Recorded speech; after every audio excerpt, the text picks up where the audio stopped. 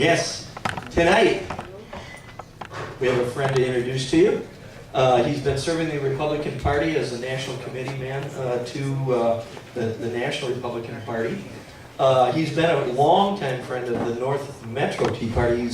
He came and spoke back when they didn't even, back when I was thin and I was working there, okay? So Jeff called me a little while ago, and that's why we reversed a few things. So Jeff, come on up to the brand new Tea Party tonight. Thank you.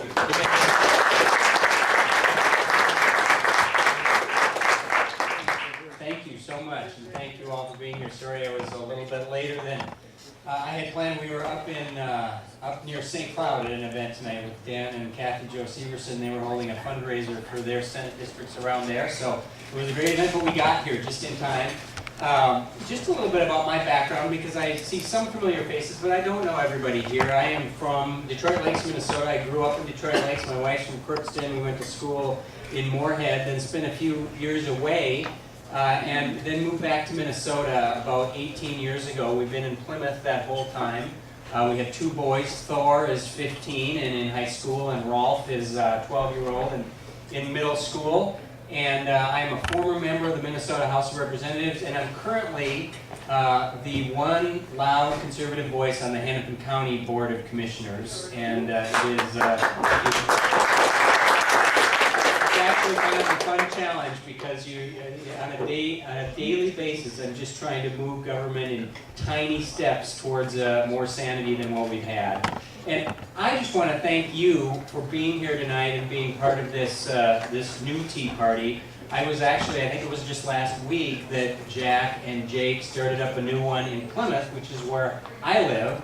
And I was able to come and speak to that, and it was exciting for me, because I try to get to a Tea Party event here or there, but now I've got one close to home, so I can get to more of them than what I have been able to before. And it's kind of funny, have any of you heard of ABM, Alliance for a Better Minnesota? This is the liberal group that Mark Dayton's wife largely funds in order to attack conservatives and Republicans. And when each of us, there are four of us in the governor's race, and when each of us announced, they had a video all ready to go for each one of us. They were kind of nasty videos. It's just kind of what they do. They go after you as hard as they can. Sometimes it can be a little bit personal. And the videos that they put out and the other candidates hit pretty hard, but they weren't really able to come up with anything good about me. So their video essentially, well, not essentially, their video was Jeff Johnson endorsed Newt Gingrich for president, and Newt Gingrich cheated on his wife, and therefore, that's the best they could do. So we decided we were going to push back a little bit, because we don't do that enough as conservatives, in my opinion, especially with groups like that. So we pushed back and said, that's the best you got? Come on, you can do better than that. Well, it really frustrated them. So about a week later, they sent out an email from someone named Emily. I'm sure it's just a made-up name, but they sent it far and wide. And it said, Jeff Johnson pretends to be a nice guy, but he's really a far-right extremist, because he's pro-life, he believes in traditional marriage, and I swear, he once attended a Tea Party event. That was so, I hated to share this with them, but I've attended more than one Tea Party event, and now that we have it in Plymouth, I'll be attending a lot more. And I will tell you this, many of you probably were active in 2010. And in 2010, the Tea Party was crucial to our victories as conservatives and as Republicans. And I hate to break this to ABM and some of the Democrats out there, but I think you will be again in 2014, whether it's the governor's race or House races. Really. Thank you for that. I'm just going to give you the real short version of why I'm running, and then I'm happy to take questions if we have time for that. But I'm a Norwegian Lutheran from northern Minnesota, so I don't get all worked up about a lot of things. But as I watched the session this year, and as I've watched our current governor, it really makes me angry on a lot of different levels. But maybe it all boils down to my kids. Thor is 15, as I mentioned. He's going to be looking at colleges before I know it. And he may go off somewhere else to college, he might stay here. Same thing with his little brother. They may start their careers somewhere else, or they might start it here. But in the end, I want them to want to come back here like I chose to do and like my wife chose to do after we left Minnesota. And I am just afraid that if we continue in the direction we're headed, there's not going to be great incentive for them to do that. And I've watched Governor Dayton the past 2.5 years, and everything he does seems to revert back to one of two things that he focuses on. Number one, how do we get more money from taxpayers? And number two, how do we get more power to government?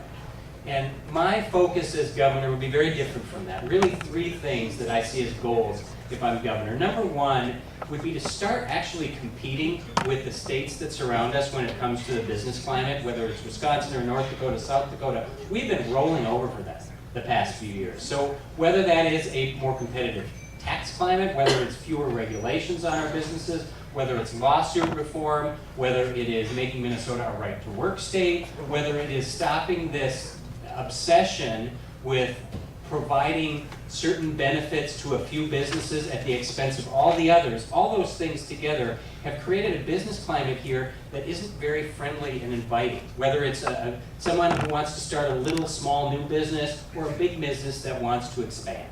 And I think it's time that we just stop rolling over for these states surrounding us. We ought to be stealing their entrepreneurs because we're a better place to live, but they're stealing ours. So that is job number one. Number two, have any of you followed the education achievement gap? It's a discrepancy in graduation rates between white students and students of color. It's the worst in the nation in Minnesota, coming last. And that has been the case on and off for almost 30 years now, which is just shocking to a lot of people. And it's also really shameful. We've been throwing money at that problem. We've been wringing our hands about that problem for a couple decades now, and we haven't changed a dang thing about it. And it's time that we had a governor who actually took that head on, and that probably means a rather public battle with the education establishment and with the teachers union about school choice and parental empowerment. But I'm happy to have that battle.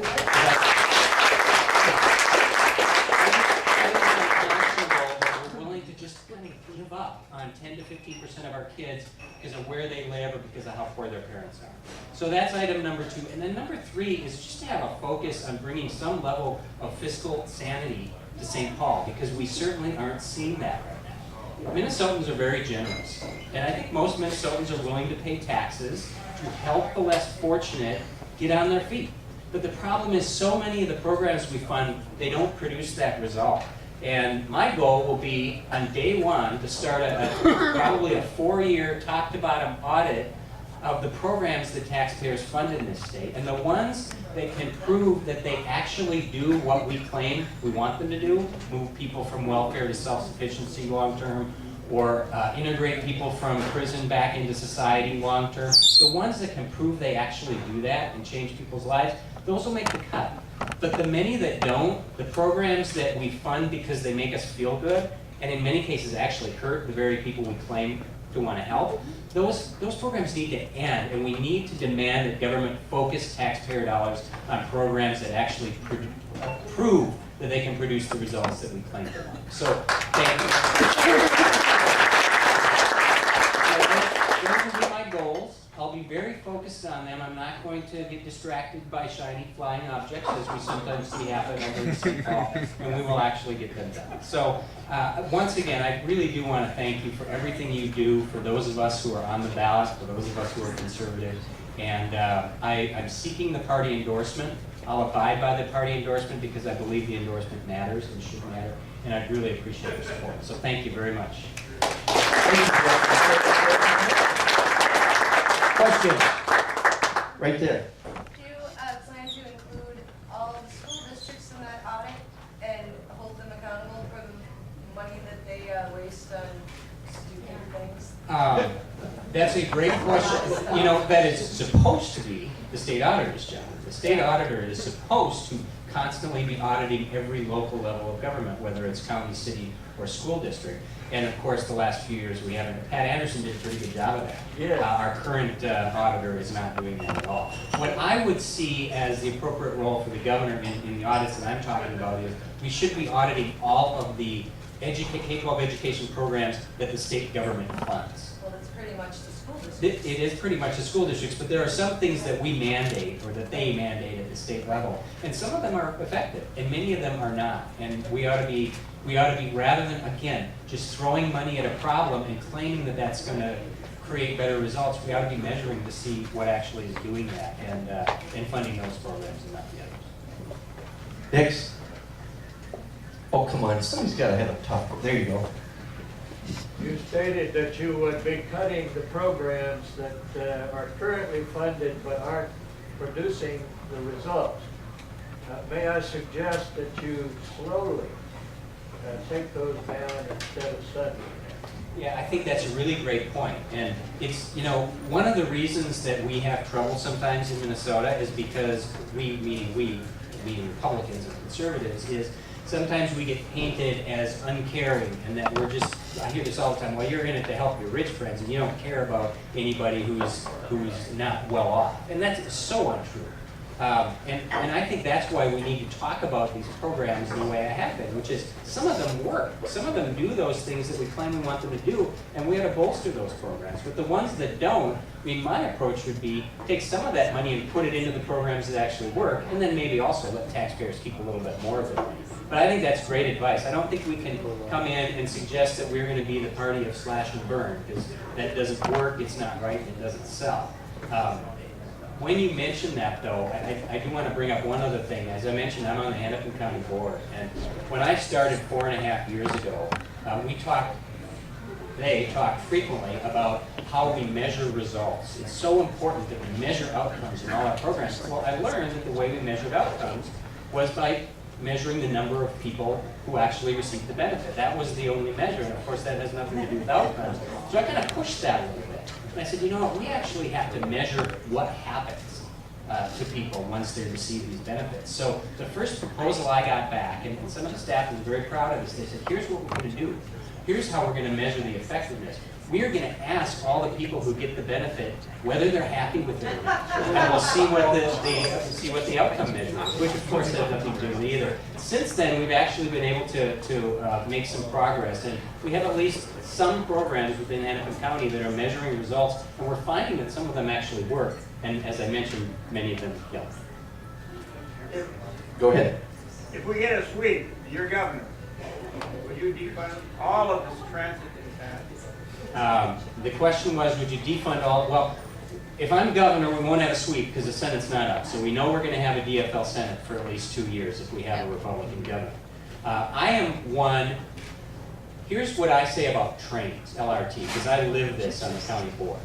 I am happy to fund a train if you can show me that there is some positive cost-benefit analysis for a train and it actually relieves congestion. Nobody can do that. Nobody You can. win. Now, maybe somebody will come up with that plan someday, but at least right now, everyone we're building, we're talking about building, it's not going to do anything to relieve congestion. And that is how it's largely being sold to my neighbors in Plymouth. I talked to my neighbors who vote Republican, and they say, why wouldn't you support a train? We need to get the cars off the road so I can get to work quicker. And my answer is, if the train would get the cars off the road, I probably would support it, but it doesn't. It just doesn't work that way. It does not take nearly enough traffic off the road. So when you're talking about transportation, my measure is and always will be, what will this do for people's mobility? Allowing them to get where they want to get, when they want to get there. And and sometimes buses might make some sense with respect to that. But so far, I have not seen the train plan that works. So my intent would not be to get on that. Thank you. Right to them. Would you name one or two of the programs you believe work, the benefit programs? Sure. I don't know if any of you have heard of Teen Challenge or not, for example, but there's a program that actually works. It's a program for people that have drug addiction and alcohol addiction, and there are thousands of programs that government funds to treat people with addiction. The problem is many of them don't work, and we end up with the same people over and over again. Teen Challenge has figured out a way to do it. It's more expensive than a lot of the other programs because it's longer term. The downside in some people's minds is that it is faith-based, and because it's faith-based, they have a lot of trouble getting the same government funding that other programs do.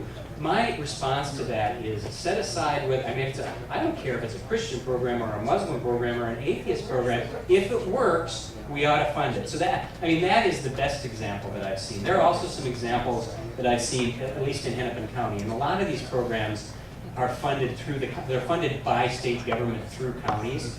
But there are several different programs that I have seen that deal with re-entry from prison or jail back into society.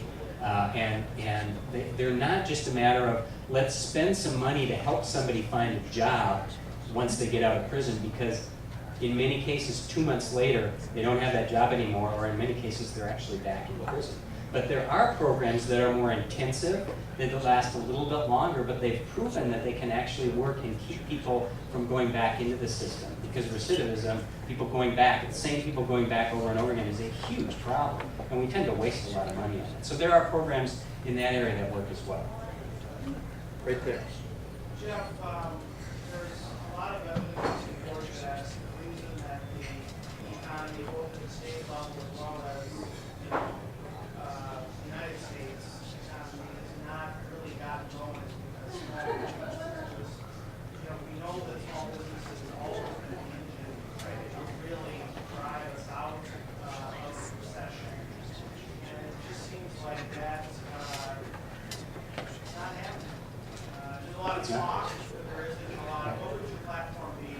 I used to work for the NFIB. Okay.